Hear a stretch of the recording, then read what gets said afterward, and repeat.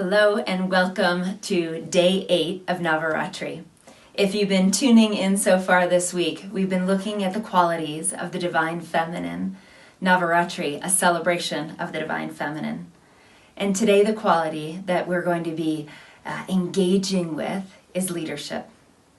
My name's Adina Wiseman, and I'm so grateful to be with you all. And I'm especially grateful to have been asked to share about the divine quality of leadership, the divine feminine quality of leadership. And why I say I'm grateful for that is my life really has been an exploration of what leadership is. And I've gone from different extremes, from completely squashing my feminine, right? No divine feminine at all in there, squashing my feminine totally, to being a full expression of the feminine. And there is definitely a spectrum, and for each and every one of us that's listening to this recording or engaging with this, I encourage you to look for yourself and see where your divine feminine shines through and where there's a place for you to open and express.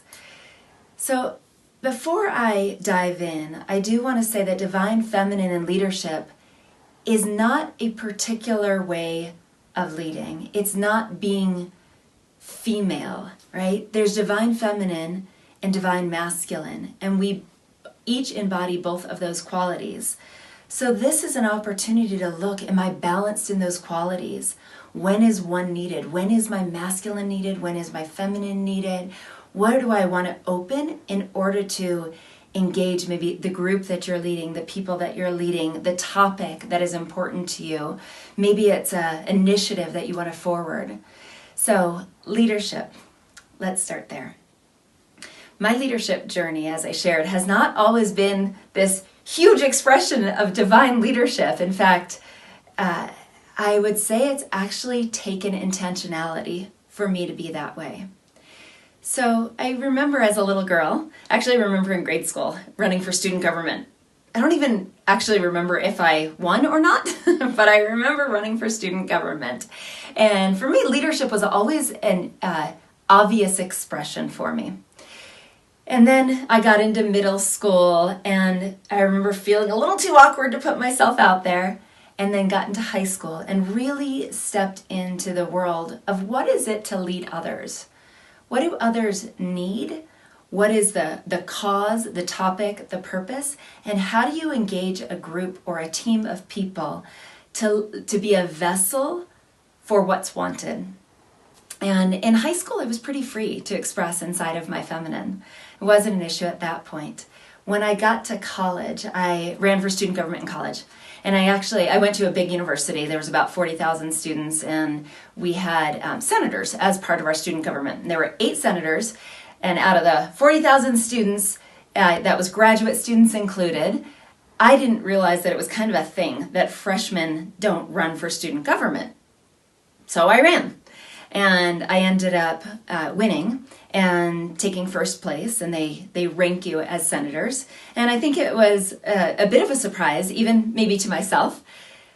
But here's what I both learned during that time, and then what I squashed during that time. So I don't think that when I ran for student government in college, when I ran for Senate, that I knew I was supposed to be a particular way. I was really out there being for particular causes. I shared what was important, what I thought the student body wanted, and issues that I thought were needed to move us forward as a community. Turns out that there was definitely a community of people that thought I was too masculine. And the way that I expressed myself and my going for it and my being direct and my being expressed was a masculine expression, which caused rumors to start at the university. It was such a surprise to me. And at first I remember actually being hurt about it. And after the hurt, or maybe it was amidst the hurt, it's more accurate to say it that way, that amidst the hurt, I made some decisions about how I needed to be a leader. And some of those decisions were, I needed to be a little bit more feminine. I couldn't necessarily care about those topics or be as strong about those topics. That wasn't a feminine way to approach things. So I watched myself start to shut down and maneuver in ways that I thought were accepted. Then it came, I went through college, and then when I went into my career, so I've always actually engaged, it's interesting for me to look at this, but I've mostly engaged in, male-dominated fields. So as I moved into my career, almost all men in my field, and kind of jumped in and started producing results in my firm, and started upsetting kind of the rank of the men in my firm. And that didn't really go well. It wasn't a wanted quality. And again, I took my feminine in leadership and I said to myself, nope, can't be that effusive, Adina. Can't be that expressive. Can't be that creative. Can't talk about the woo-woo stuff. We can't talk about feelings. Get more linear.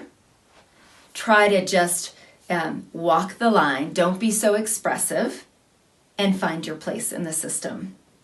And I did that actually for several years.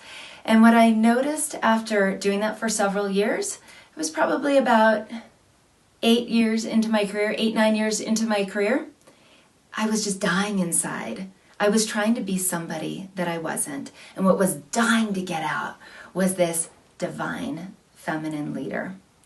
And so what I did is I found access and I found ways for me to have that expression.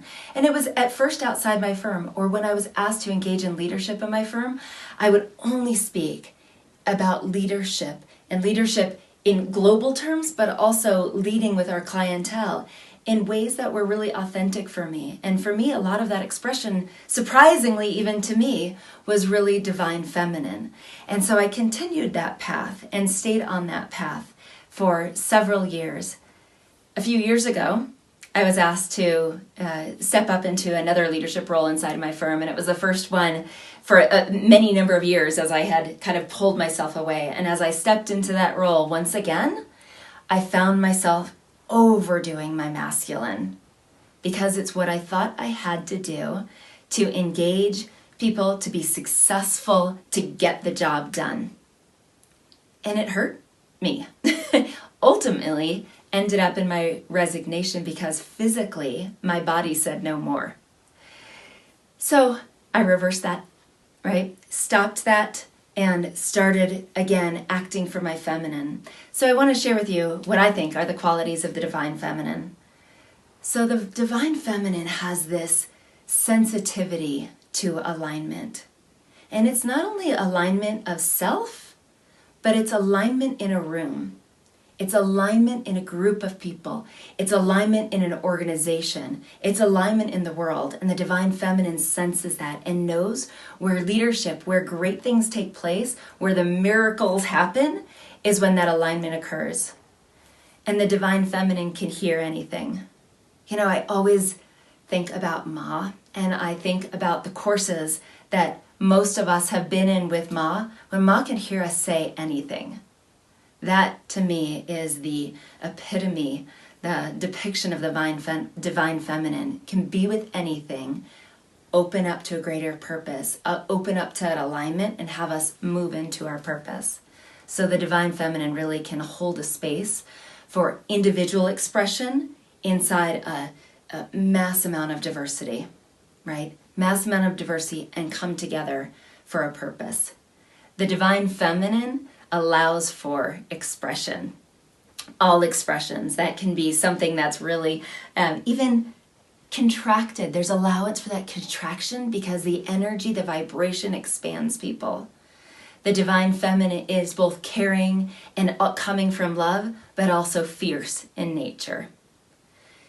So when I think about leadership today, and the world that we are in today, and the massive demand that we have for leadership, I really do think about that alignment with self and alignment with purpose, acting from there with love and with the ability to hear and be with others to bring them into their own purpose. And I think I need to end this video with some questions and a request. So those questions would be, are you aligned with both your divine masculine and your divine feminine? Are you listening to what that purpose is? Are you honoring? Are you allowing yourself to express, even in a world that may not agree with or be ready for that expression?